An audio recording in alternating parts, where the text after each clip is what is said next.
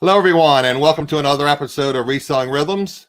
If you're new to my channel, my name is Adam, and my channel's name is Adam's Exploits. On Wednesdays, typically at 3 p.m. Eastern Time, I interview other resellers. This channel is 99% about reselling. I bring in experienced resellers and different niches and with different skill sets, and I have them explain to me how they do things, what they do differently, what they do the same. We'll get into different various topics about reselling.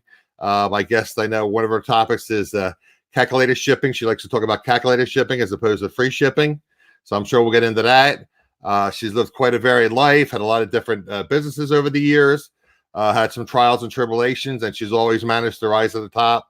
I don't think I know. My guest is very, how can I put this? Very careful about what she eats and what she ingests, the types of foods and things, natural foods. So I was going to say, like cream, she always rises to the top, but she might not even use cream. So, but anyway, she always survives and rises to the top. So I'm just going to say hello to a few people, and then we'll roll into our guest. She actually stopped in Katie and Vicky's show a little earlier, and I want to thank Katie and Vicky for giving us a shout out. So hopefully some of you guys will be over. David, John, how are you, sir? Let's see. Maggie's back again. Michelle is here. My super duper mod that is a trivia expert. John, thank you, sir. Marie, thank you. Crystal, of course, is here. Myra's here. Thank you, ladies. Thank you, John. So I'd say we'll just give that one more minute, guys, and we'll get started. My guest is Noel. If you haven't subscribed, all Noel's contact information is below in the description of the video. Her screen name is FarmGurlScavenger. She'll get into a little bit about why she calls herself a FarmGurlScavenger. She'll get into that and explain to you how she sources. She comes up with quite a bit of free goods. So I'm sure she'll want to share that. So just want to get about one more minute, guys, and we'll get started. And again, if you're not subscribed, guys, please consider it. Again, my show is 99% about reselling. Occasionally we'll discuss life and a little bit about YouTube, but 99% reselling. So let's roll into this, and we'll get Miss Noel up here. We'll make sure I unmute her because I did that before I made a rookie mistake. So we won't do that. Noel, I want you to introduce yourself to our people in the chat. Hey, everybody. That's what I say. And I spell it hey because it's hey, like a farm girl, not hey as in hey you.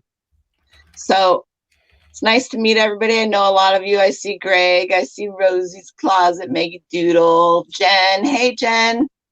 Hey, Adam's here. What do you know about that? So I live in Southwest Washington. I literally live at exit 16 off of I-5. I am 16 miles from the Portland, Oregon border. So I have the best of both worlds. I really, really do. I have 3 bins, Goodwill bins available to me over in Portland, Oregon. There's one in Hillsboro, which any of you that follow Wade or Andreas or the bin pickers used to live over there. That's where they really started their career. And there's one in Milwaukee, Oregon.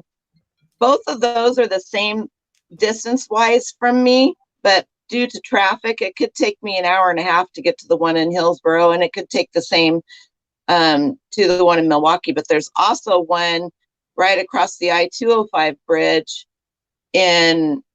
next to the airport and next to IKEA. Best of both worlds, can't beat that. And then there's one here in Vancouver that is about 15 minutes away from me. And honestly, of all of those, my favorite one is Vancouver.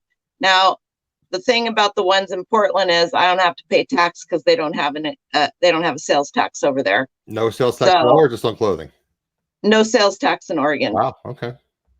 You're going to pay through the nose with a state tax on your income. Okay. And your property taxes. Gotcha. You couldn't pay me to live over there. I know how that is in New Jersey. That's why I say it all the time. I'm moving down to Delaware because they have a very low. They have no sales tax. They have very low income tax, and very low property tax. So. Yep. So I've spent most of my adult life working in Portland, and because I live in Washington, I got to pay Oregon state income tax, which is considered taxation without representation. Now, some people may get most of their income tax that they pay into Oregon back. I never did. I was a single mom. I didn't own a home. I didn't have any write-offs. So I very seldom and got any of my money back. And let me just tell you something. Their state income tax is equivalent. We're talking maybe $50 a month less than what you're paying for federal. Wow. So it was a double whammy. That is crazy. So if you're going to work over there, you better have a really good job and you're making good money, because you're sitting in traffic and you're paying.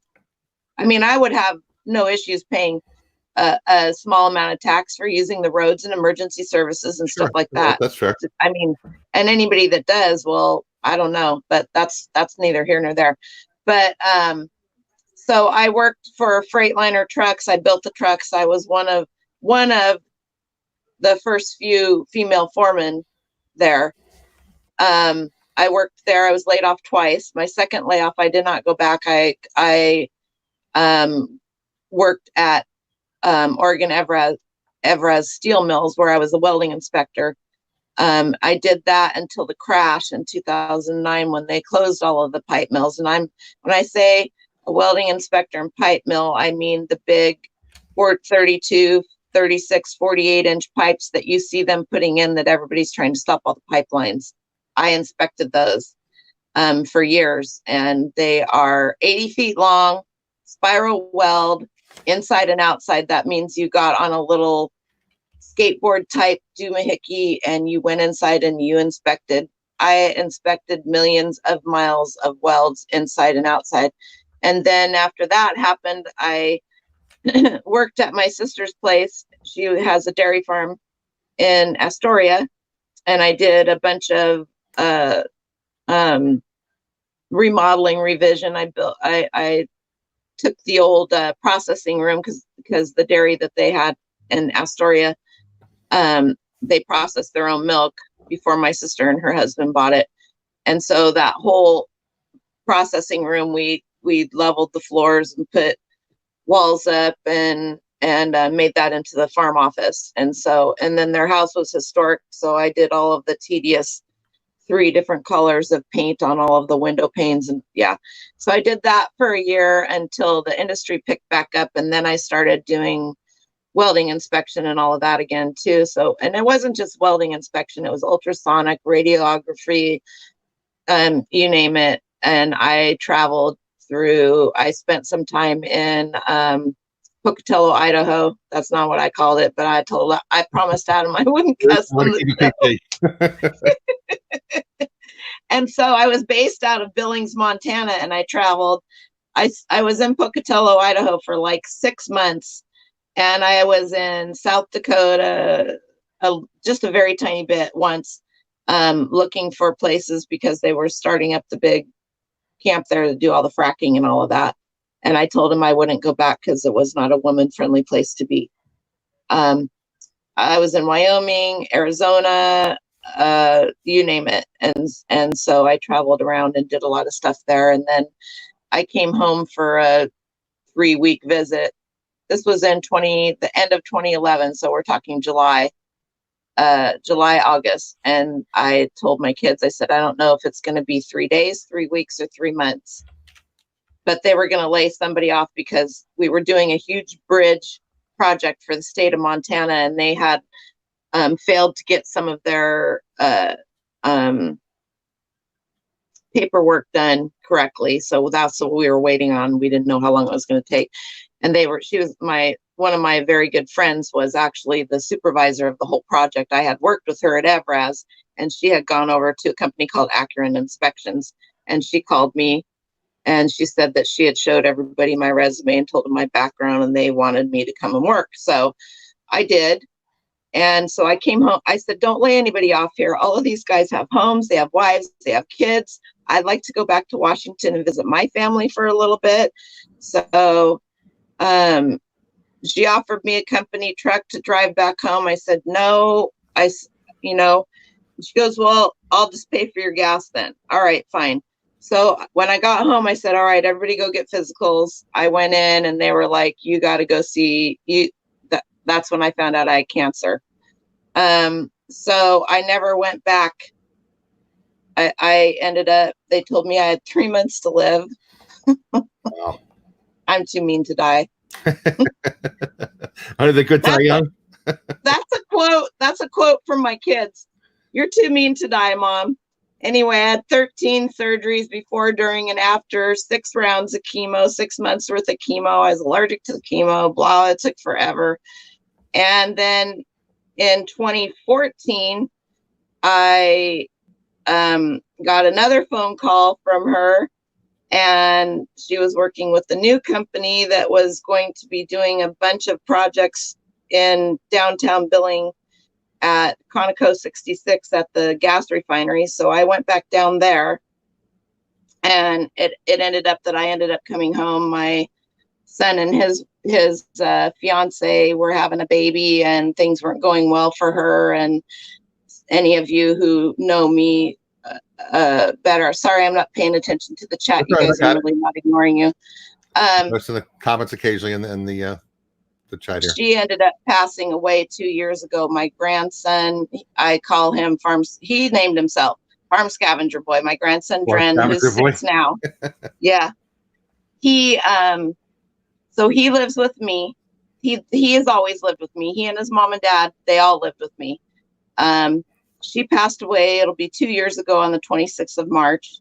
It'll be 2 years ago on the 19th of April. So less than a month later that I had my burn accident. And right now, this was like, what, 3 years ago? 2 years ago. 2 years ago. On March 26th, it'll be 2 years since his mama died. And on April 19th, it'll be 2 years since my burn accident. Now, this is when you had the landscaping business. What was it? Was that your home? I believe that it happened though, on your property. It happened at my home. I was repairing a lawnmower. Anyway, so most of you guys know the story. I mean, it's just the survival of the fittest, or the meanest, or whatever you want. Right now, I'm getting over a sinus infection, so. You and me both. I keep forgetting to get my antibiotic. I didn't respond to the steroids, so I had to start the antibiotic. I can't do steroids. They put me through the ringer when I went through cancer, and yeah, I can imagine. Well, I'm just I had to take them. I was allergic to the chemo, so I was doing. You had to take them no matter what. Yeah. I started steroids and Benadryl and some other stuff 3 days before I go in for my chemo. And then I was the first one in and the last one out. I was literally in there for 12 hours every time. Wow. That's how long it took to get my chemo. Oof. And so it was a thing. I think had we had as much access to information and the internet and stuff like that, there would have been a lot of things I would have done different. The chemo, the steroids, all the other stuff that I had to take to be able to survive the chemo, and I had an anaphylactic reaction to it, and I still had to have that chemo. So I mean, they told me I was going to be on pain meds and pain management for the rest of my life, and I said, no. I don't think so. It destroyed my ligaments in my lower, right above my hips, down to the outside of my knees, and I was just in constant pain all the time. But hey, guess what? Do you guys know that turmeric will help with that? Turmeric and vitamin D. I've been doing some research. Turmeric is a super duper, right? Yep. If you guys want to follow somebody who will set you straight and get you healthy, follow Dr. Eric Berg, Berg. I post stuff on my Facebook page all the time. Okay. Yeah, I saw that. Anyway, so and it's all on us. People, you can judge people, you shouldn't, because nobody has something in their lives that they can't be said they're being hypocritical about. But I try my hardest. I was super duper. I mean, since my burn and whatnot, I have had a lot of depression, anxiety. I've pulled away from a lot of people. And it's not the people, it's me. If it weren't for Vicky, LV Pink Panther, I love her.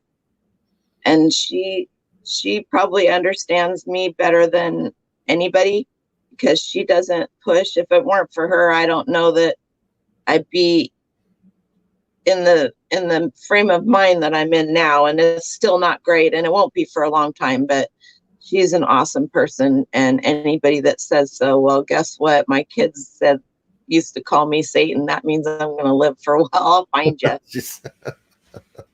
Just teasing. Anyway, she's an awesome person, and Katie as well. Yes, they are. So I was raised on a dairy farm. I live in the house I grew up in. My dad was killed in a tractor accident 30 years ago this last January. And I do drink cream. Cream is if you follow Dr. Eric Berger, any kind of a keto diet, cream is really good for you. You shouldn't be doing any of that other stuff. Well, you probably have organic things from your sister's. No, my sister doesn't farm organically. Not organic. Okay. No, they're darn close. Okay. They do graze all their animals. Mm-hmm. They sell to Tillamook cheese. Yeah, factory. I saw you were on Dominic's show. You had mentioned that. Yep.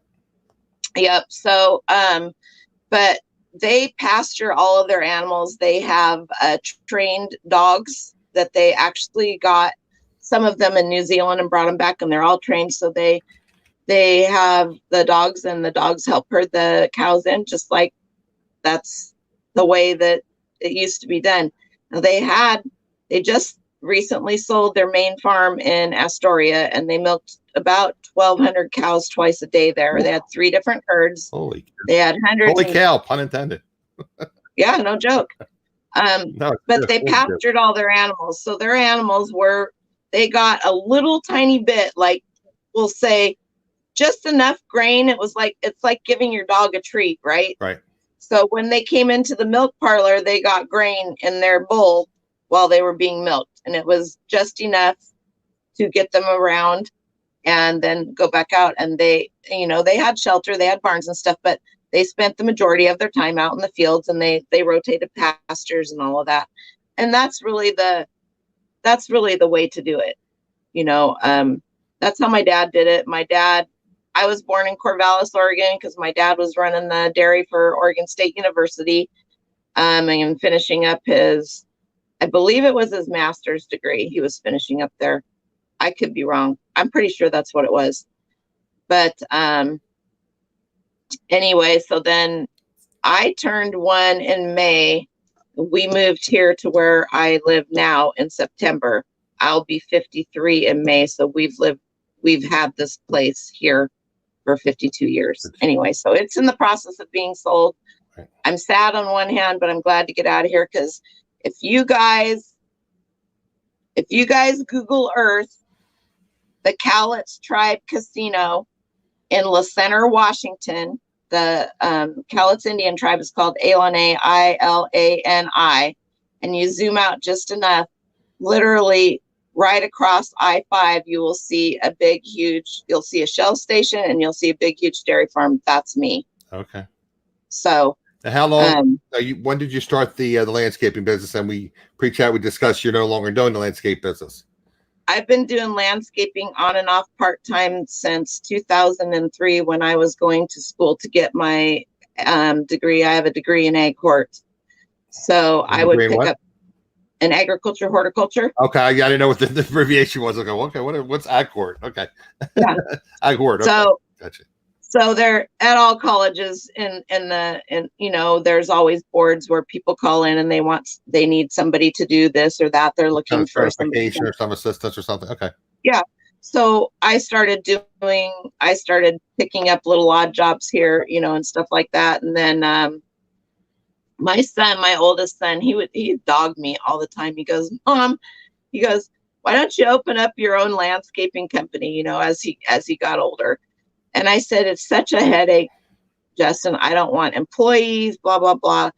Well, I ended up doing a couple of big jobs for some people, and I was posting pictures on Facebook and Instagram and stuff like that. And then people just started recommending me. And before I knew it, I was full-fledged doing landscaping. Like, I mean, I would leave at 8 o'clock in the morning and I might not get home until 2 hours after dark, 9, Sure. 10, 11 o'clock at night, you know? And I never once had any ads. I had people All would word of just mouth. refer me. Yeah. They would invite me to all the different little cities around here's Facebook groups and get me in them, and then they tag me in all these Sure. posts, Like, you know, that and type of thing, right? Mm-hmm. so it was really, really hard. This last year was my last year. I closed it down. I will take care of my mom's property for her. She's keeping 10 acres of the acreage. We're selling, I think there's 33 left that's being sold. And she's keeping 10. She has a house on. It's kind of a pie-shaped piece with a creek here, the main road going into the center, and then a creek down at the bottom. So she's got a house down there, and she's keeping that. And then the rest of it will be sold. And so we're basically just waiting on paperwork from the lawyers and all of that. We have a buyer. When did you actually get started in any type of reselling? What did you originally sell? I mean, everyone has a different story. I got started in 2009. Okay. My sister and my niece were selling romance novels, Harlequin romance novels, and others, but that's where they started. Gotcha. And that's what they did to pay for my niece's college. Oh, nice. Yeah. And so my niece was like, you know, Annie Noel, you should get on eBay. And I was like, blah, blah, blah, whatever. So I did. Whatever. And I sold a few things here and there, but it wasn't, I spent a lot of time helping her organize. They bought one of those job site trailers, that you'd move onto a job site, had the bars on the windows. Sure. And so I have spent a lot of time in there helping organize stuff or doing stuff like that with that. But, and finding books and doing stuff like that. So, but I've always loved going to garage sales. Being a single parent, garage sales and the Goodwill is the way you clothe your kids, and you got to do what you got to do. It's funny. My youngest son, he would be like, "You got this wear? I'm not wearing it." No. So then, yeah, so you are. So then it just got. Want to get school clothes on? Oh yeah. So then it just got. I would just get something and throw it in the washer and dryer, and it would appear in his closet. And he never would say anything. And now he's like, "Can we go to the Goodwill? Right. You gonna go to the bins?" He loves it. Both of my boys. So my oldest son, Justin, who is my grandson's dad, he's 34. He lives in LA. He also sells on eBay. He has, I think he's got like 500 and some items in his store. Now he's super busy working down there. So I've been managing his store too. Oh my word. And taking care of your grandson.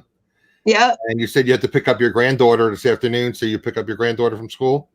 No, I don't have much to do with my granddaughter. Or your grandson you're picking up? You said you had to pick, I thought you said your granddaughter. My grandson. He's in kindergarten. Yeah, he's in kindergarten. Okay. So anyway, so that's where that is. Okay. So now you're predominantly on eBay. I only sell on eBay. I'm seriously considering selling books on Amazon, mostly because I have a lot of books. I have a lot of other stuff too. I don't just have a lot of books. I have a lot of vintage books that are worth a lot of money, and they sell probably better on eBay. But books typically, as I'm doing research on some of them, I'm getting my comps and some information from Amazon, and they're over there too, and they're selling well there too. So the thing about that is I can send them in there, and then I don't have to worry about putting them in the garage or something like that. So we'll see. It probably won't happen until after I move. Sure. Just because right now I'm trying to get everything situated. I'm sorry, my eye is weeping. So, preaching to the choir with this. I have for you with the satisfaction. So my big thing is that I feel like there's a shadow. It's okay. I like to stay in the shadows. Yeah, but that's all right. Don't worry about it. Anyway, so I guess my big thing is that how do I say this without getting the smack down by a bunch of people that I love? There there are a lot of myths out there that you need to find your niche, you know, and whatnot. And I have what do I got? Let's see if I can get this. At this moment, I have 1,217 items in my store. That's a lot of listings, and then they turn over relatively quickly. They do. And you almost all one-alls too. You don't really buy anything in bulk, right? I do have some duplicate. Oh, okay. Sure. I have like, if you do the ones that have multiple listings, I think it's somewhere around 1,400 items. Okay. Is what I saw last night. Okay. Just caught my eye. I don't really pay too much attention to it. And Jen, I like that. That's funny. Jen Lay and I have talked. It's been a while, but we both are anxiety queens.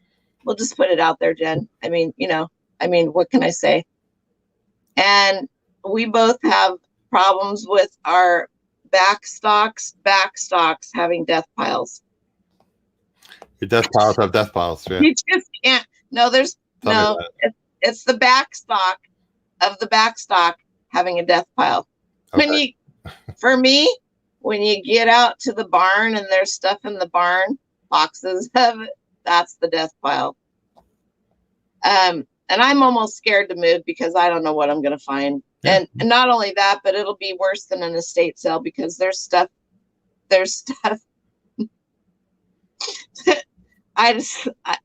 It's overwhelming. I need like 5 employees. Right. I really do. But right now it's not, like I mentioned that my grandson's mom passed away. He never really grieved. He never really had time to grieve because it wasn't even a month after that I was in the hospital for 4.5 weeks. And I've been his main caretaker since he was born because his mom was sick. Right. She went on dialysis immediately after he was taken 8 weeks early. So I've been his main caretaker, and not to say, and then his mom moved out and moved in with her parents when he was 2. So it's been his dad and I and him here. And then he would go and spend a night or at least a day on the weekends with her, depending on how she was feeling. And if there was somebody there that could be there with him, because she was so sick that it wasn't that nobody trusted her to not be there with him. It's that we never knew if she was going to pass out or, she was sick. Sure. She ended up being taken off the transplant list, and because she couldn't keep anything down, and they decided that she would not be able to keep the post-transplant drug cocktail that she would have to take every day down. So he hadn't spent a lot of time with her family after she passed away. And there were some other issues involved in that that I'm not going to get into. No, but I finally decided that I was going to. He needed to see them. He needed to see his cousins. And so I got in touch with his grandfather, and he started seeing them every other weekend, for a day. And he would come home and he would have these just massive meltdowns. Well, if you walked into the house where your mom was, where you went to see her, and everything was the same except for the bedroom you shared with her was all packed up, all of your things as a little boy either got, some of them sent home to your house, or they got packed up or thrown away, or they were in boxes in the garage. Your mom's gone, and you walk in and everything else is the same. This would be difficult for an adult, much less a small child. Right. Who wants nothing but his mama. Last night he sat on my lap right here for about 15 minutes crying. He wants his mama, and it tears my heart out. So right now he and I are having a really hard time because daddy's gone. Mama's dead. She's never coming back. My granddaughter, who lived with us and was here all the time, there's been issues there. So we saw her I quit taking care of her in October. We saw her for Thanksgiving. We saw her for Christmas. We haven't seen her since. Right. So he misses her. Sure. He is a lonely, lonely little boy. And so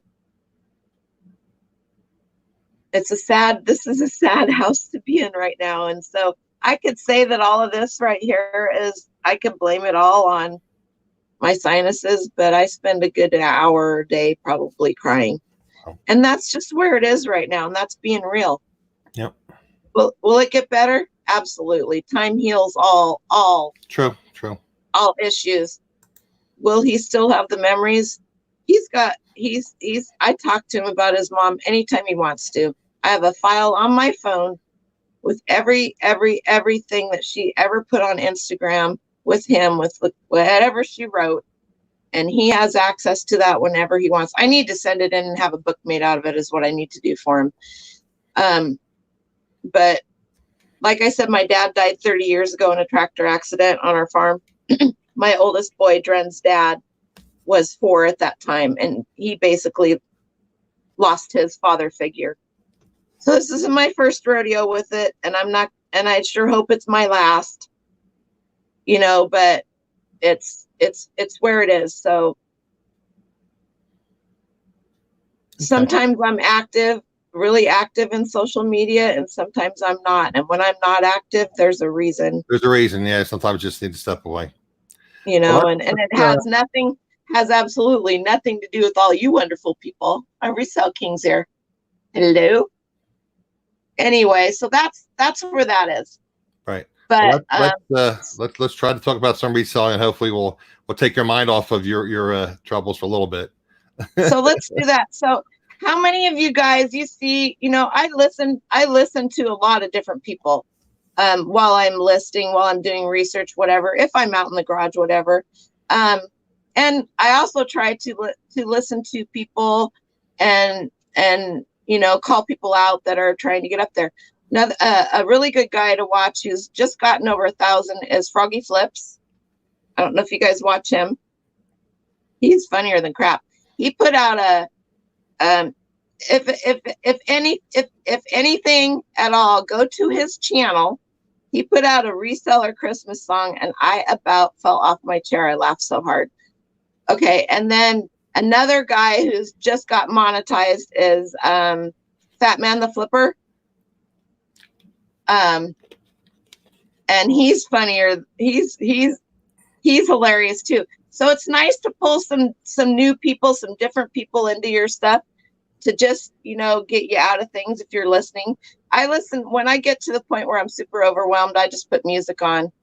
I just, and then I have that turned down, and on the other side of this wall right here is where my grandson, he's either there or he's outside playing on the trampoline or doing whatever. So the first thing I want to talk about is, have you ever found anything really cool in something you thrifted? Like people show pictures. Oh, I found $20 in this pair of pants, or, whatever. Have you guys ever found anything really cool in something? Oh my Lord, stop the presses. Key Lime Kisses is here. Whew. She is the most wonderful person. I'm going to start crying. She is the most wonderful person. We were getting away from that. You're being upset. We're trying to cheer you up. We're going to talk about reselling. I'm so glad you're here. Anyway, so I was at the Goodwill and at the bins, 2-3 months ago. And I have to make myself go to the bathroom when I get there because I never want to walk away. So I walked in and I walked past the cashiers and back to the bathroom. When I walked in, let's see here. I got a lot of stuff, guys. I got a lot of baggage. I'm gonna go full screen on you. Is that okay? Okay. Okay. So when I walked by the cashiers, I saw this wonderful bag and I thought, that'd be freaking awesome for eBay Open 2020, which we all know we're not having now. Right? So when I came, I thought, well, if it's still there when I come out of the bathroom, I'm going to grab it. Right. And it was. So I put it in my cart and I threw a bunch of stuff. No, I think I grabbed it and I threw it in the cart, and then I got whatever else I was going to get. And then I got home and I was unloading everything. And in the very bottom of that bag, let's see, where's the camera? I don't know. Wow. Is that a wedding ring? It is a platinum, 900 platinum diamond wedding ring band. Wow. And I had it loosely appraised at about $4,000. Where did you find this? In the bottom of that Vera Bradley bag. At the bottom of that bag. Holy cow. Wow. And it fits my pinky. I don't wear it very often. I'm not a jewelry. I don't know why. I put some pictures up somewhere. I think you win, Noel. It's $4,000 beats $50s and $100. So, but I'd be happy to find a $100 bill. it was just weird, and so now I'm kind of like, well, like I said, I don't wear a lot.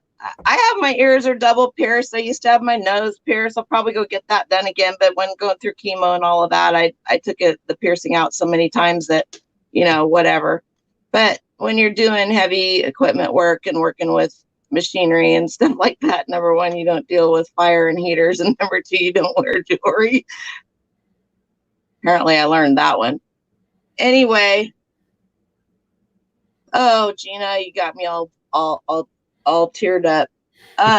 So I probably you said you found out at a thrift store, and you weren't going to get the bag. You're going to get for eBay Open, and decided, well, if it's still out there when I'm done using the restroom, I'll pick it up. Yep. And there was a $4,000 ring in there. Yep. Wow.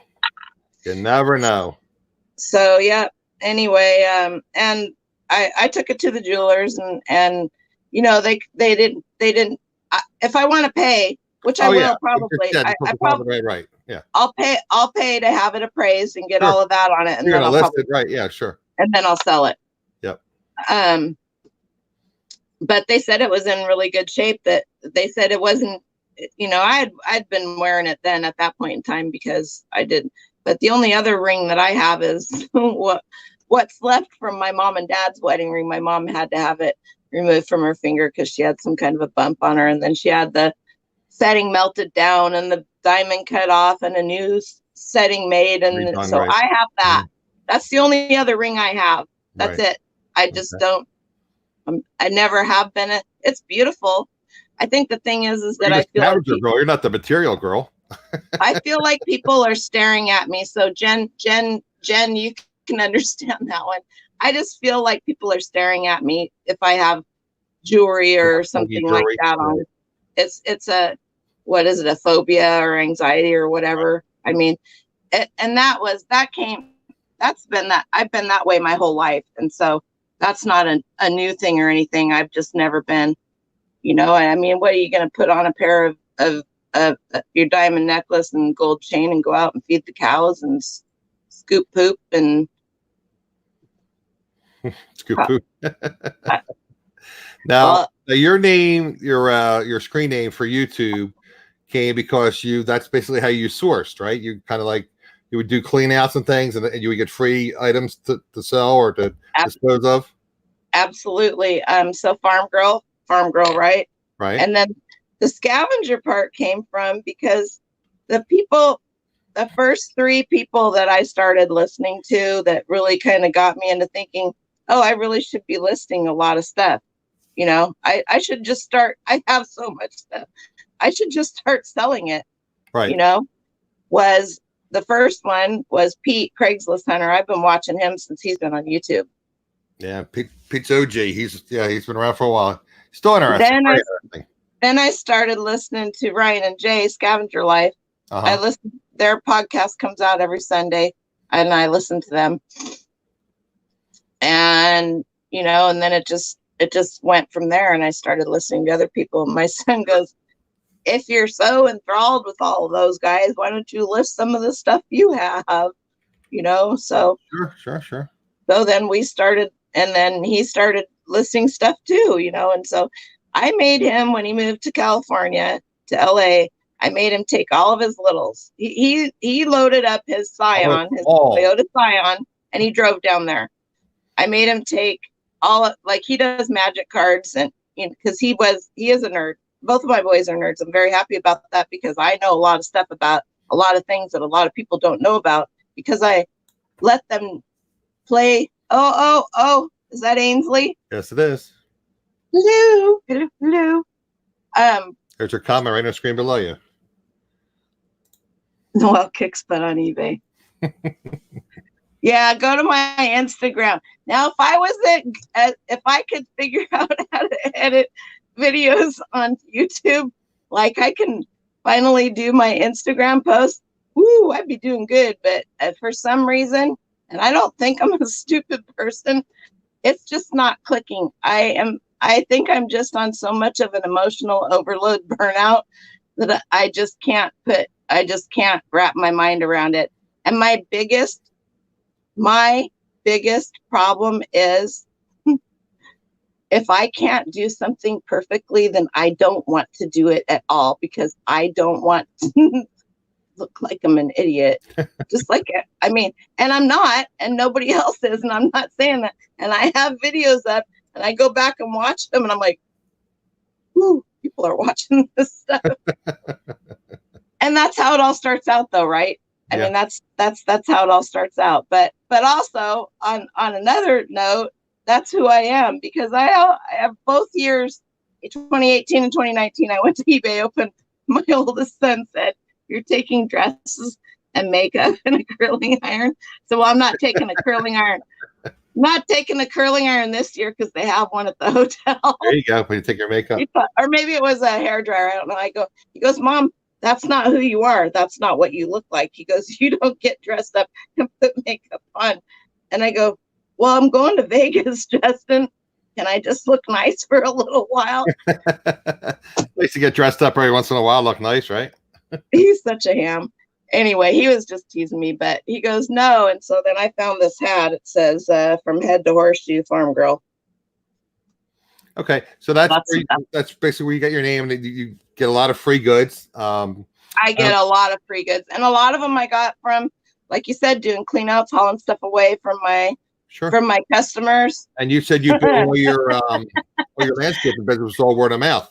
Your customers recommended you other people, and then you built relationships with them. We also about relationships on my channel and other channels, networking. So people come to you and say, "Noel, would you like to do a clean out?" And I guess you negotiate some kind of rate, and you say, "Well, I'll get rid of everything, and if I find something valuable, so be it." It's so funny. I can too, Danica. Just wait. Give me a little bit. Just wait. I'm only 53. Lady Luck Junk. She said that I can't be good at everything. Okay. That's why I don't do everything because I can't, because I'm not good at it yet. Oh heavens, that's hilarious. So you source from your various clean outs. You do a lot of shopping at the bins, a lot of sourcing at the bins. I like to go to the bins. I love it just because it's like therapy for me, and I like to listen. Okay, nobody take this personally, will you? There's a lot of resellers there that are just flipping idiots. Okay.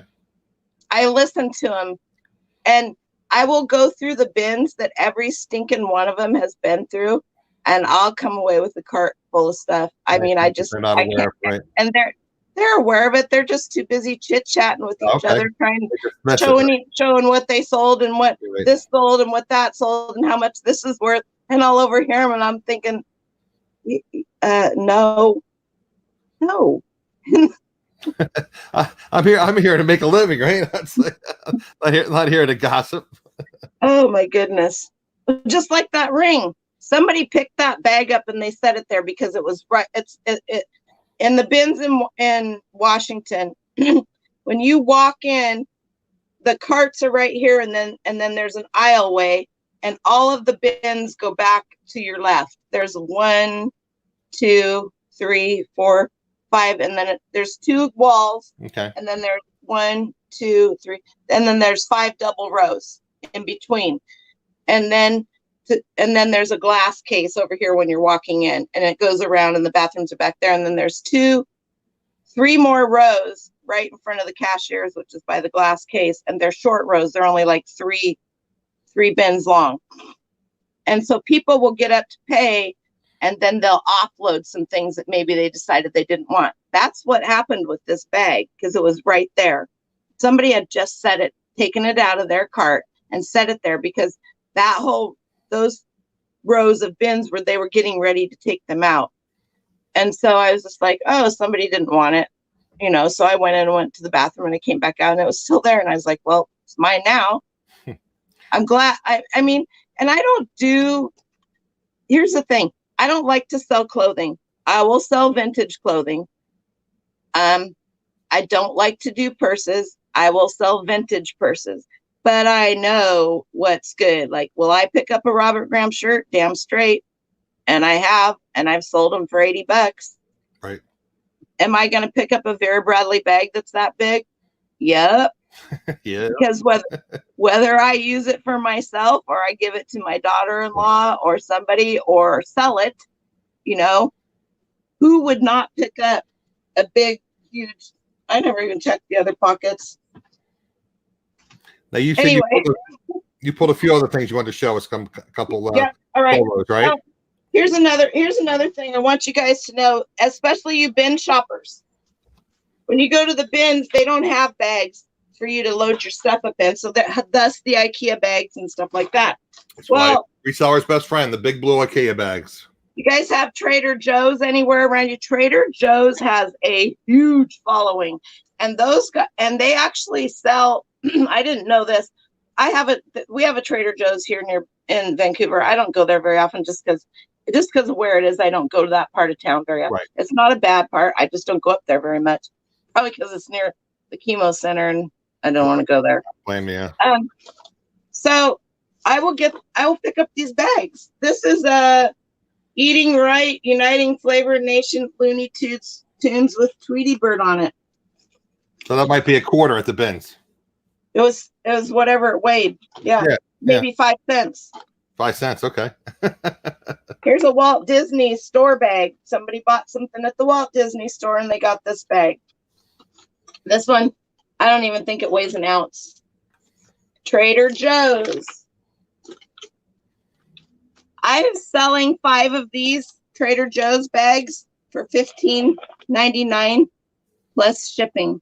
Wow. 5 of these bags folded like this together fit in an 18 by 14 poly mailer. Okay. So I've already sold two batches of them, and the second batch. Special? Are they collectible or just unusual look? Or what's the reason? Yeah, well, they're Trader Joe's. Well, no, yeah, but I mean, is it? I don't know. They're Trader Joe's. Okay. Trader Joe's has the following. Okay. That's So they built one about 15 minutes from me. It's been there for like 20 years. Yeah. Like 5 minutes from me, but like I said, eventually I'm moving. Now every year I don't know if it's Christmas time or the first part of January, they'll have what they call it a blind bag, I think. Okay. And it has 3 Trader Joe's the new design for whatever that year is in it, and you can buy that. But it's like in the brown bag, you can't see the design or anything like that. So this one, it just has, it's not anything. Okay. Well, I know. Like I said, I know Trader Joe's is like kind of. Yeah. And then there's this one. So the ones that I sold had pirate ships on one side and something on the other side, and I just marked it as that. But the second set I sold here just a couple of weeks ago, when I was packing them up, I noticed that the stitching didn't get caught on the bottom of one of them, and I was like, oh, a few choice words. Right. But then I thought to myself, oh, I got like 4 more of those in the house. You got a whole nickel invested in it. I actually just added another one in. I gave the lady 6. Right. And because it didn't really up my cost or anything. But what was That's funny the about bolo, that guys. was, And again, 99% of you know this. Again, two quick things for your people that are new sellers. Bolo is be on the lookout. It used to be APB, all points bulletin. So basically, when resellers say I have a bolo, it's things that are could be unusual, but you might find them, occasionally. You might find them everywhere, and other resellers pass them up, like these Trader Joe's bags. Here's a Jolly Time Fresh Pop goodness. Okay. Now you could sell this alone. I think you could maybe get $10 for it, or you could find some old Jolly Time popcorn. You have to be able to, if you sell the way that I do, make a bundle with the popcorn. If you sell the way I do, you have to have some place to put things. Sure, be creative. And so you put some of this stuff away, knowing that you have it. Like I just put up a huge lot of Mount St. Helens souvenir stuff. Well, you can see Mount St. Helens, Mount Adams, Mount Rainier right out my back door. But Mount St. Helens is as the crow flies. There's my FarmGurl. Okay. It's about 20 miles away from me. Okay. So when that blew in 1980, hint, hint, it's the 40-year reunion of Mount St. Helens coming up on May 18th. Okay. So this was a really good time to put this up. I put up a huge lot. I put up a huge lot of Mount St. Helens. Let me interrupt you for 1 minute before I forget to mention this. We discussed pre-show about keywords. You're talking about 40th anniversary. So that's something you would put in the title, right? 40th anniversary or 40 TA. I did not put it in the title because I did not have room. Okay. But I may have put it in the description. And I want you guys to, really quick while we're talking about this, I want you guys to understand something. If you can't put that in the title and you're not writing a description and you're just saying, see photos, you are doing yourself an injustice. Now, can you list more? Is it faster? I struggled over listing for a long time. Some of my listings would have just blah, blah, blah information in them and like diarrhea of the description. And then for a while, I didn't put anything. I just put see photos. And some things I still do that. Like if it's just the run of the mill hat, nothing exciting. That one's got a hole in it. I'll be keeping that one for myself. But something you also need to understand is that when people are shopping on their mobile phone, okay, so when you're doing comps on the computer and you pull something up, you'll see the picture and you'll see the title, and right below the title, you'll see maybe the first sentence of your description. Right. You don't see more. You do not see that on mobile. True. Okay, so I have a lot of Star Wars figurines that they're Star Wars Mattel. They're little tiny. They come with this handheld thing. You put the Death Star up here on top and a couple of or I think I have the Millennium Falcon and a couple of X-Wing fighters on the side, and then you do this and it goes coo, coo, coo, coo, coo, and makes all the noises and it lights up and you do it again. Yeah. So there was one. There's a couple of other groupings of them, and there was only other one, and they had the exact same. I don't know if it came as a bundle that way. They had the exact same number of items that I had, and they were the exact same items. So they had done a video. Well, I've done a video on a couple and put it in their description. And if you don't know how to do that, type in Garage Flips video, how to do a video description in your eBay store. Lonnie does a really quick, he has a really quick tutorial. Video. Absolutely. Yep. So I'm not going to reinvent the wheel on that one. No, he did a great job. Yeah, he did awesome. How you can embed it in your description section of your video, like if you have electronics or something and show something working, in the link. I'm going to be 53, Marie, so you're not as old as me yet. So just chill out. Take a pill. So, all right. So that's another tip, including Oh, a video in your description. Okay. So, Check out Lonnie. Well, it's Garage so is the page. So these guys had put in the title of their description, watch video. Right. That's great if you're not on your mobile. True. But I put mine in the title, watch video, all caps. That was the last 2 words of my title. Okay. When you pull those 2 up, and I have mine priced higher, my shipping is less because they have more feedback. We're going to touch on that before you leave too, about calculated shipping versus free shipping. Got to make sure we discuss that. Got to push your button a little bit. I don't do free shipping. I know you don't. It's something Dominic and I fight about all the time, but that's all right. That's okay. That's his business model. And you don't do charge shipping all the time, and you do calculated. You don't do flat shipping, correct? I do flat shipping. I do a lot of flat shipping. A lot of flat shipping. Okay. I do a lot of flat shipping. Basically, for the new sellers, is you come up, something's first class, let's say, and I always use 90210 because I'm reversed of you. I'm on the East Coast. You're on the West Coast. So, from Beverly Hills, 90210. I punch that code in. Are you using business policies? Business shipping policies? I never finished my business policies. We did discuss that before when you were on before. So I'll put in 90210, and that's the furthest distance I have to ship typically. And I'll say, okay, well, it's $495 or $550 to ship this to California. So then I'll just make it, $595, $495, whatever, and that's my flat rate shipping. And I charge the same flat rate shipping for everybody. Why is everybody scared of business policies? Because it takes intimidating. Because it is not. It is not. It takes like 10 minutes longer to change your handling time. You can't bulk edit your handling time if you go on vacation. And if you use the vacation mode, you're screwing yourself over. Just put a piece of tape over the screen on your computer where it says vacation mode and don't even know that that's there. Okay. All right. No, you have to extend your handling time. Don't even mess with Rant over. Yeah. Don't put your store on vacation time. Okay. Shipping business policies.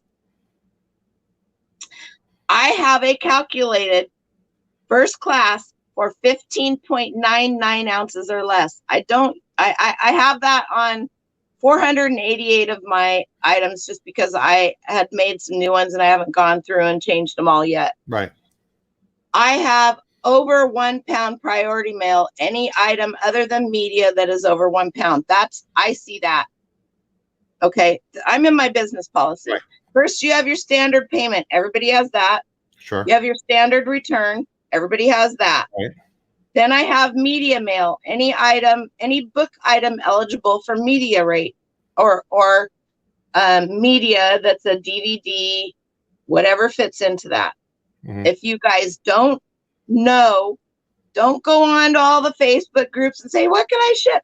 Freaking go to the USPS website. It's right there. It will tell you exactly. As a matter of fact, when you ship media mail and you go to list that, it should pop up on your screen and tell you exactly what's allowed. Right. Yeah. Okay. Then a lot of people misspeak in these Facebook groups. Don't believe everything you hear or see.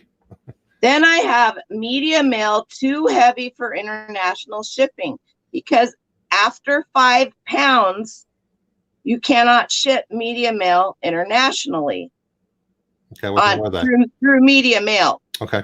Okay.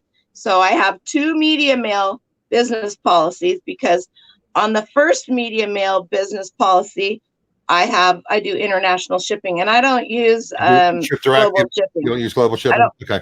I do not. I use pirate ship.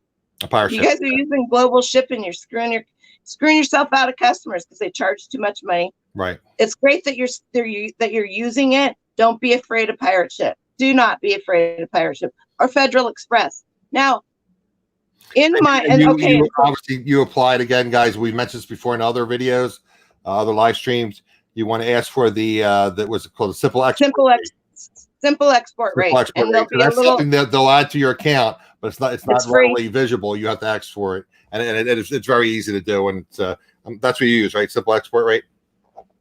Yeah. Okay. So guys, so again, if you're not using pirate ship, you're missing the boat. check it out. I've tried to have them come on my channel. I reached out to them. They were all gung ho. They were gung ho, like a pirate. We're going to do it. And then I spoke to their marketing people, and they said they're too small of an operation to do it. Maybe somewhere somewhere in the future they're the one to come on my channel. But anyway, in the meantime, they gave me some information, but they weren't able to appear on the channel. So Resell King's on vacation. He's on vacation. Well, that's good. I'm on vacation. To put the store on vacation.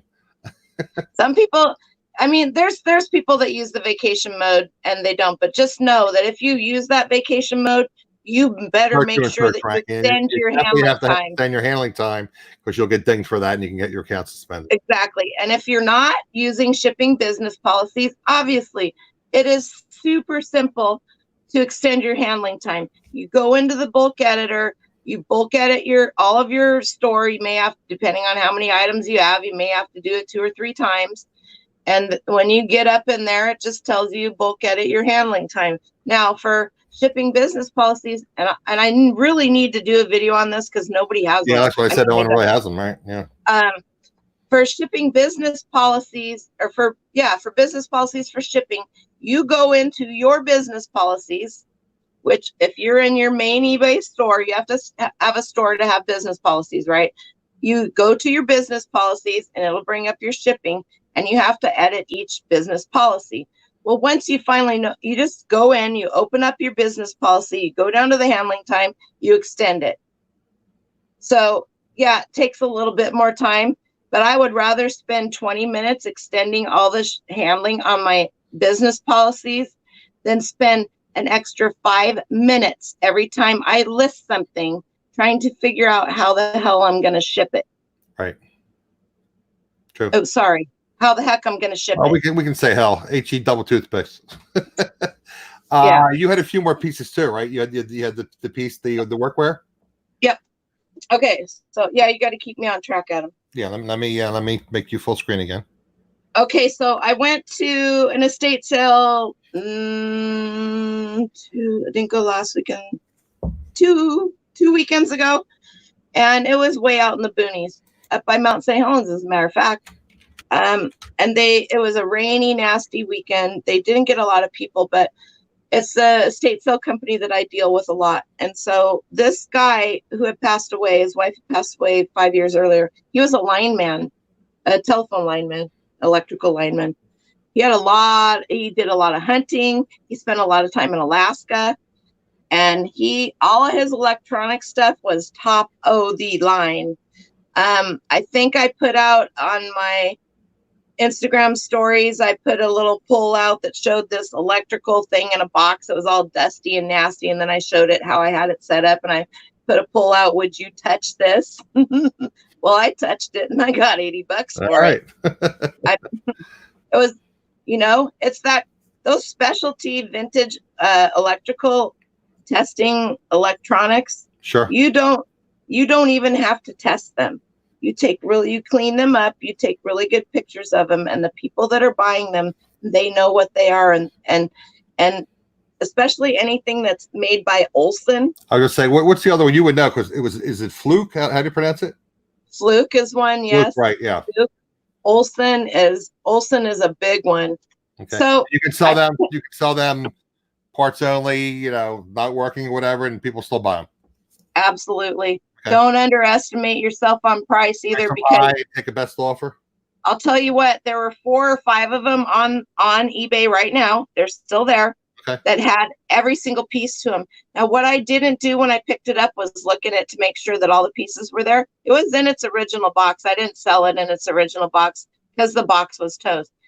But what mine did have, that there was one person that had the manual for it listed, just the manual. There were 3 or 4 people that had the same thing, but they didn't have the leads. I had all the leads but one. So I had all the leads but one. I had the manual, and I cleaned that sucker up, and I wrapped all the leads up, and I used my little things that you get with your garbage bags that nobody uses. Right. I use the that I have in my little IKEA roller cart. and I use those to tie them up. So I don't hide any of my solds. Go to my store. It's under FarmGurl, GIRL. But it says FarmGurlScavenger on it. You can't, I mean, it's not, there's a link in my bio and on IG. So go in there and check it out. You'll see. So there was somebody that had just the piece of equipment. There was somebody that had the piece of equipment with the leads. There was somebody that just had the thing. I priced mine higher, $10 higher with shipping. A couple of them, it was a heavy thing. It was 7 pounds. Shipping, right. With shipping, and I sold it in less than a week. Right. And it wasn't tested. And what I put in the description was, I can test it. I know how to work all that equipment. That's what I did when I was doing my welding inspection and stuff. I just didn't want to, because I knew it would sell, and I knew the history of it. And I'd been in the house where it was, and I saw all of his other equipment and how it was taken care of. So what I wrote in the description in the first sentence, which if you were on your computer, you would see come up, was not tested. Bought at an estate sale. The previous owner was a lineman and took very good care of his equipment. That was my first sentence. Not great pre-owned condition, not anything else. Right. You know, so and that's what I put. So he had a bunch of, I don't know how much time they had to prep for this estate sale, but so everybody's aware of Carhartt. I will sell Carhartt. I will sell CC Filson. I will sell, what is this? Any of the hunting stuff, FarmGurl, that kind of, you know. This is Master Sportsman, a hunting vest. So I went into his closet and I started going through his closet, and he was like, he had Carhartt. He had CC Filson. I got 3 CC Filson pieces that hadn't been worn in a while. One of them was a vest. They're still selling. They're selling a newer version. His was vintage. It sells for $150 brand new. I just took the 2 CC Filson shirts and the vest I paid $2 a piece for them, by the way. I took them into the dry cleaners. That cost me $11. I'm still under I'm still under $5 a piece for each one of them. Yeah, I had them dry cleaned. Yeah. Why wouldn't you? And so For? They're all listed. One of the vest, it's a 100% wool vest, is listed for $129. I've got 5 or 6 watchers on it. Okay, so you'll say we discussed that before. I want to forget to do that. You always send out offers to watchers. I send out offers to very watchers. Successful doing that. So guys, if you're not doing that, Noel is a perfect example of someone that does send out offers. And here's how I do it. Here's how I do it too. I don't send out a offer to every watcher. Right. I bulk edit and I send out a 10% blanket offer to watchers. It doesn't take a lot. This is what I say. I delete that little line that they have in here. Here's your opportunity for a great price. I put, thanks so much for your interest in this item. For the next 48 hours, I am offering you an additional 10% off. Thank you very much. Have a great rest of your day. That's it. Right. And that's it. Right. I'm done. Yep. And you can send out 31, 40, 42, yep. Whatever. And that's what I do. And now, yeah. And that's it. And like last night I did it, and they said you're busy today, right? Yeah. Within 10 minutes I had a sale. And not only that, for the very first time, that guy gave me feedback, positive feedback, literally right after he bought the thing. Right, before he even shipped it, right? Yeah. My feedback is awesome. I'm pretty proud of that. You guys should go check it out. You have to be proud. You have to be proud of something, right? Show the person blues. Okay, so I picked up. You guys are aware of the Carhartt Hickory shirts. Those are a big deal.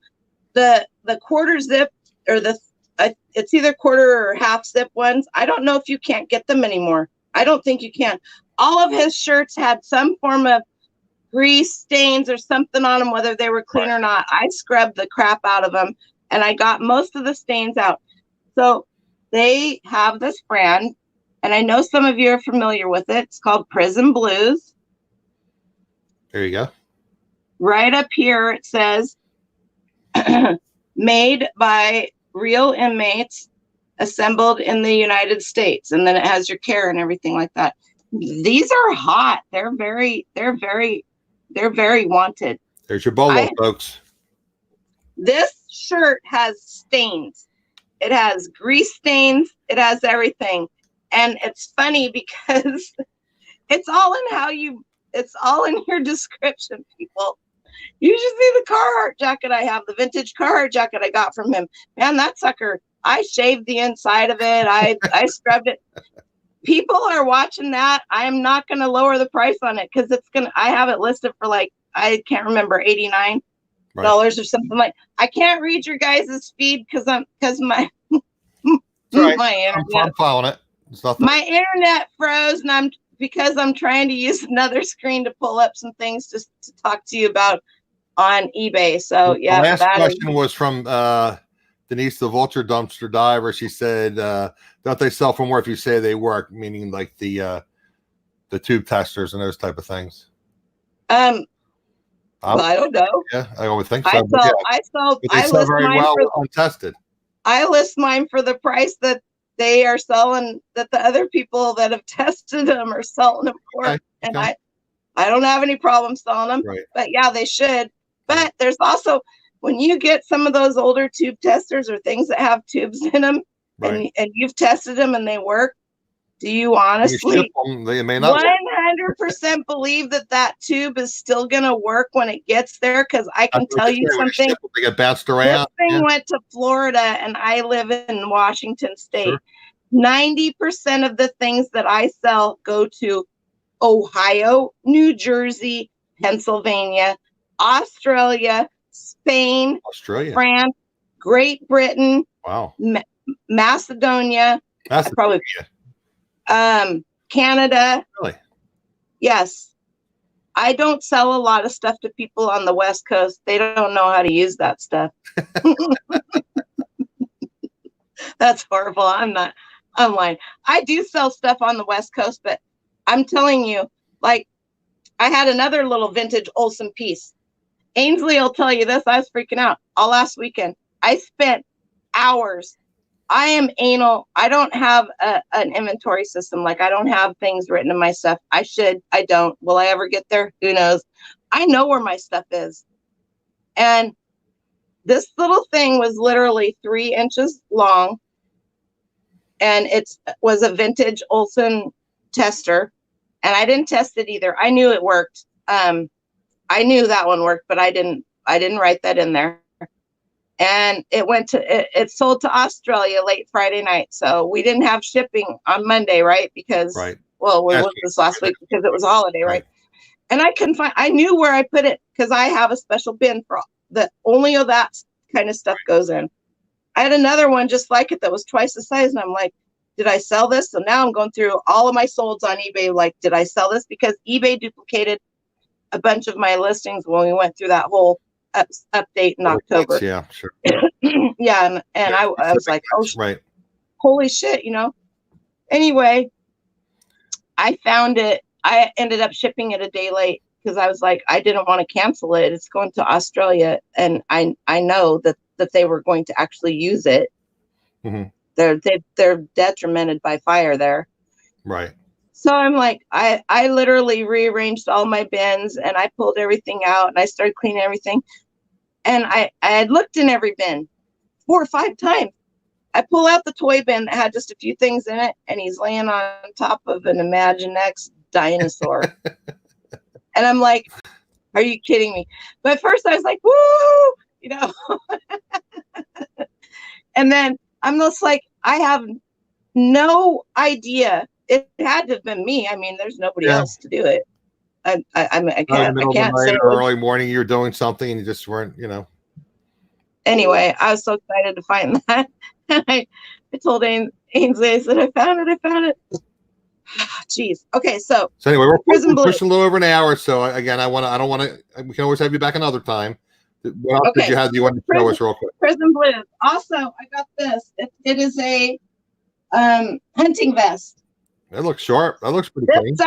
This sucker was so dirty. It was just hanging on a peg in the hallway. Dirty, and you watched wow. What's I your grabbed secret? that What do you sucker. use? Special stain You- removers, or what do You you know use? what the best? Wait a minute. This is the one I told you I wasn't going to tell you the story about. You know what the best part about that was? What? What are they? Shotgun shells. Oh, okay. Come on, man. It was full of them. Okay. I'm a farm girl. You're a farm girl. I know. If my son was here, he would have them because he has a shotgun. He'd be But excited. I'll give him to my brother. We have a problem with coyotes. Okay.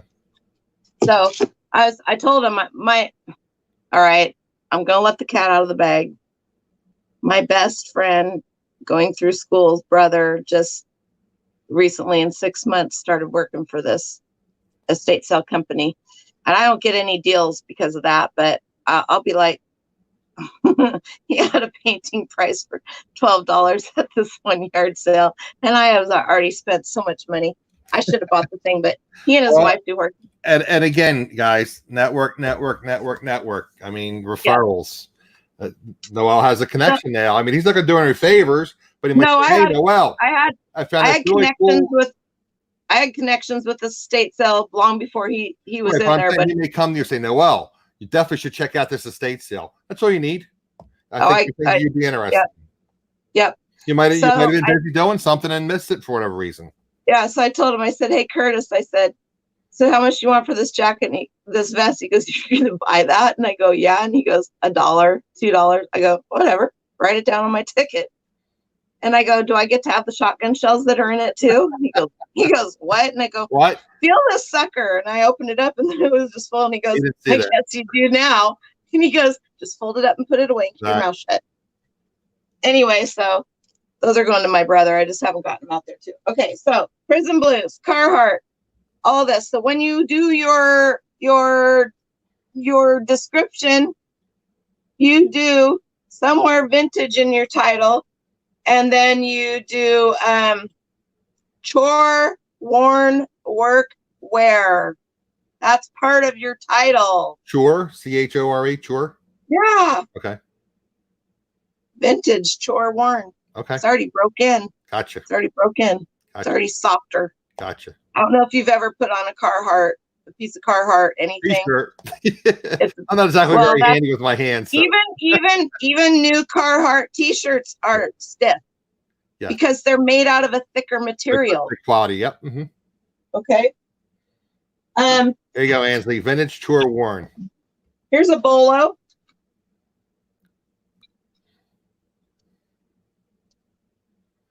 It would be really good if I could remember what the hell they are. Oh, okay. I don't know what they are. So can't help you with that. I'll tell you. They are pieces to a game, and you build them up. They come in stacks. Okay. And pieces. And I got these at the Goodwill bins. I filled a whole IKEA bag full of them because I knew what they were. I didn't know what the name of them was, but I knew that they were worth money. And I have a whole tub. I have $300 worth of them right here. It's a Hasbro game. My son told me what they were. I said, "What are these?" He comes over every Wednesday to play with his nephew. They're Hasbro, made by Hasbro. Why can't I can't. I'm gonna blame it on the chemo. Okay. That is a bolo. I will probably make an Instagram post about that. So if you're not following me on Instagram, follow me because I'm at 2,995 followers. And all your social media is listed in the description below the video. I hit 3,000 twice. Apparently you post frequently on Instagram, and eventually you're going to get back to posting some things on YouTube. I will. So why don't you do something about business policies, by the way? Yeah. YouTube video. I will. I will do. I will do. You know, a lot of people will say they don't like business policies because they're a pain in the ass, because they can be when you're setting them up. I spent a whole day setting mine up. That's what it took. But in my mind, when I go and I'm listing something and I go, oh, I know it weighs this much and I know it's that. Well, that's going to be first class, 8 ounces and under. Boom. $4.50 flat rate. I got sidetracked. I'm ADD. And Noel was all over the place. We were discussing how you clean things, and we got sidetracked. What's your secret secret to cleaning stains and gray. I'll make a mixture of OxyClean, either Full X stain spray or Awesome and Dawn.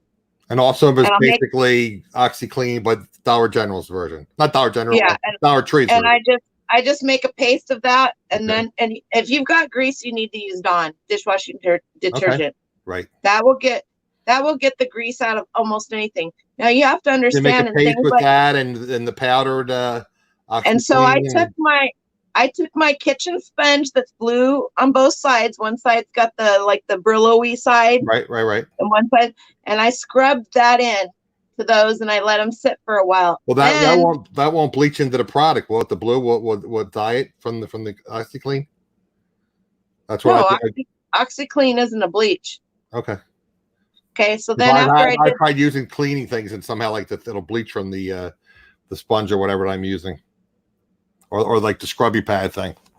Well, the scrubby pad. I'm just saying other chemicals. The scrubby pad's just a scrubby pad. It's not, it's not. Or you could use a magic eraser, I guess, right?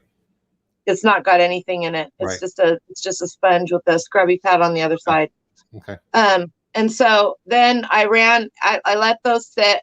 I put them in the washing machine. I have a front load washing machine, and I ran them through a cycle. And then when they came out, I looked to see what came out, what didn't come out, what faded, what didn't fade. Then I filled that tub that I just showed you with the toys in it.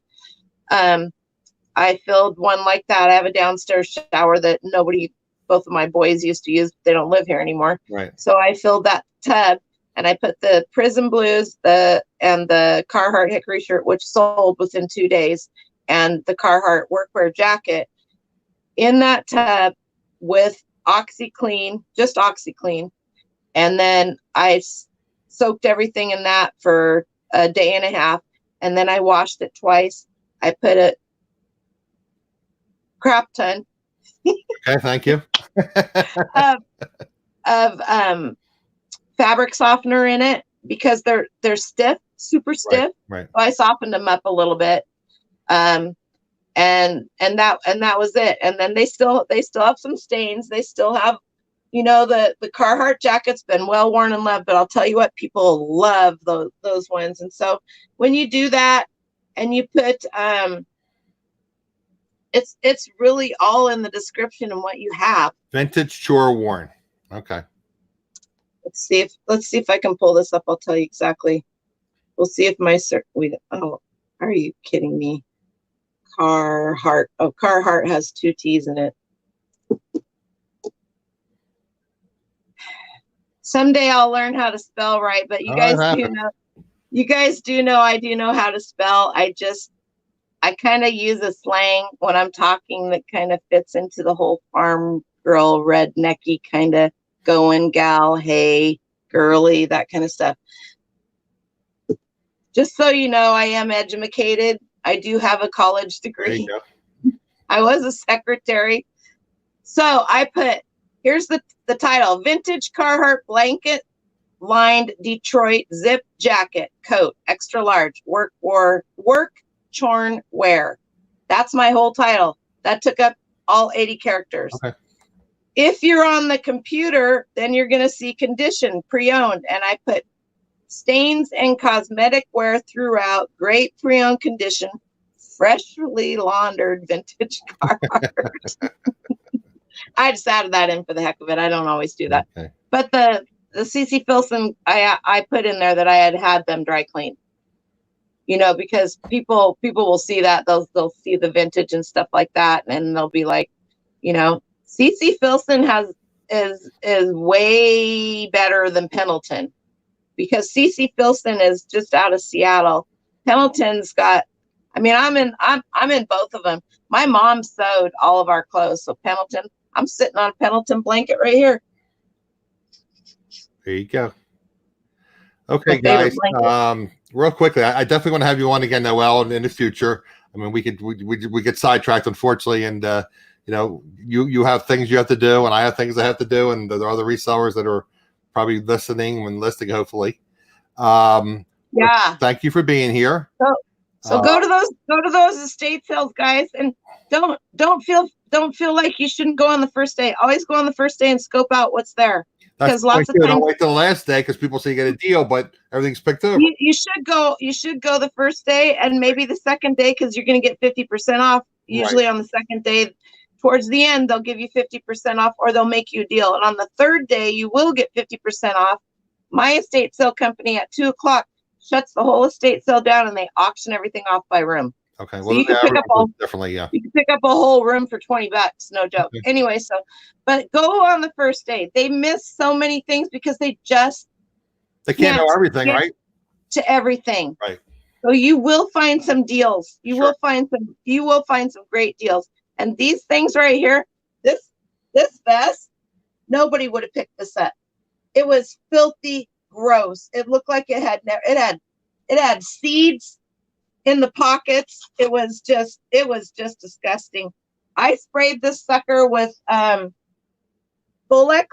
Fulex is a rug and carpet cleaner. You can get it at pretty much anywhere. It comes in a white bottle. It just says Fulex. Okay. Folex. I sprayed that. I ran it through the washing machine. It came out. That's how it looks. I didn't do any scrubbing or anything on that one. That one I knew was mostly dirt.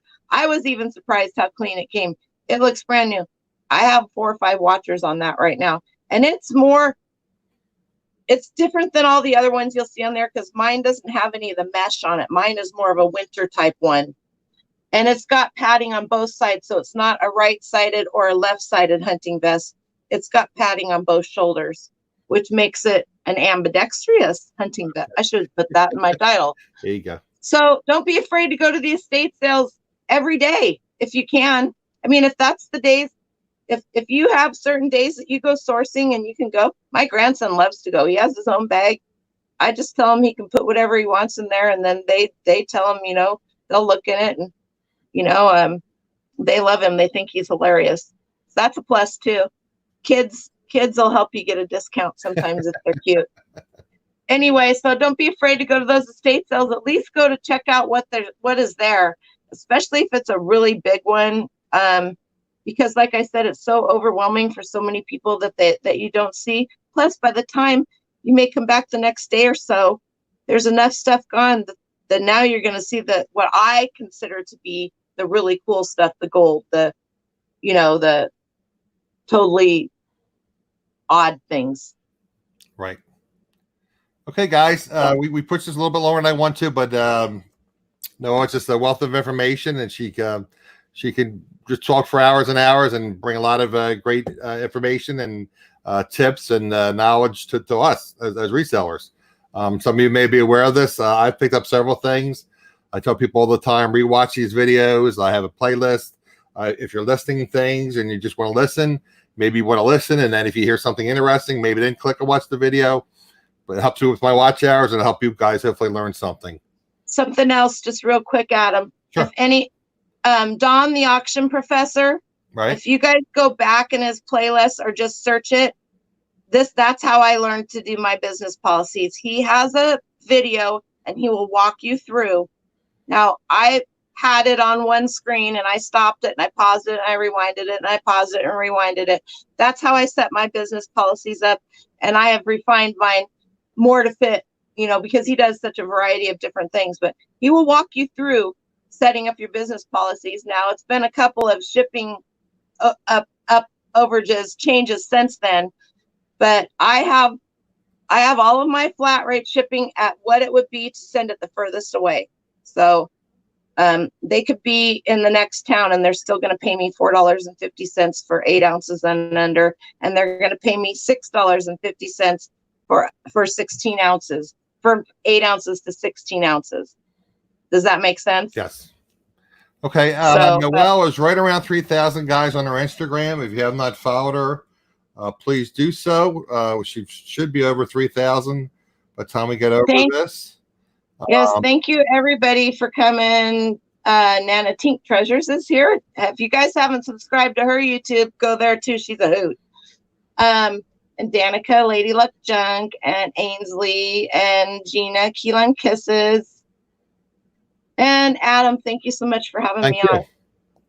We'll have to do it again in the future, and again we'll come up with a specific topic so we keep on track. You get a roll there, and it's like, oh wow, this is some interesting stuff, and it's like, what was I going to ask her? Hey, did you guys hit that thumbs up button? Thank Somebody, you. 22 people hit it. Hit it on your way out, will you, Appreciate for it. Adam? Okay, guys. Again, if you're new to my channel, again, this is what I do every Wednesday, typically at 3 p.m. Eastern. I interview other resellers, and people like Noel are gracious enough to come in and share her knowledge and her skills, and try to make us better resellers, and drop some nuggets on us, some information as far as bolos and whatnot. So it's a great help. And again, guys, I have playlists. You can just listen, and if something interests you, just play the video and look at the video. So again, I appreciate Noel being here, guys. Appreciate you all being here, and we shall see you next time. Thanks Thank you again. so much. Bye.